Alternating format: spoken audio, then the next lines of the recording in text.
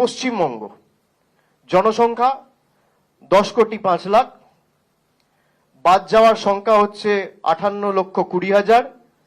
শতাংশের নিরিখে যদি আমি জনসংখ্যার তুলনায় বাদ যাওয়ার পার্সেন্টেজ ধরি তাহলে 5.79%। সব থেকে কম ভোটার বাংলায় বাদ গেছে। এটা আমার ডেটা নয়, এটা মমতা বন্দ্যোপাধ্যায়ের সরকারের ডেটা নয়, এটা তৃণমূলের ডেটা নয়, এটা জাগো বাংলার ডেটা নয়, এই ডেটা ইলেকশন কমিশনের ডেটা। পার্সেন্টেজের নিরিখে যদি আমি দেখি তাহলে সব থেকে কম ডিলিশন ওয়েস্ট বেঙ্গলে হয়েছে।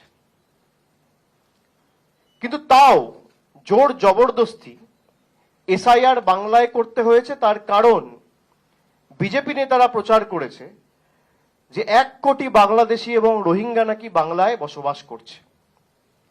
আমার প্রথম প্রশ্ন নির্বাচন কমিশনের কাছে, তারা যদি এই লক্ষ্যে এসআইআর করে থাকে যে অবৈধ অনুপ্রবেশকারীদের চিহ্নিত করা এবং প্রকৃতভাবে ভোটার তালিকায় সংশোধন করে এসআইআর, যেটাকে বলা হচ্ছে স্পেশাল ইন্টেন্সিভ ডিভিশন করে ভোটার লিস্ট ক্লিন করা, তাহলে 58,20,000-এর মধ্যে কতজন বাংলাদেশি আর কতজন রোহিঙ্গা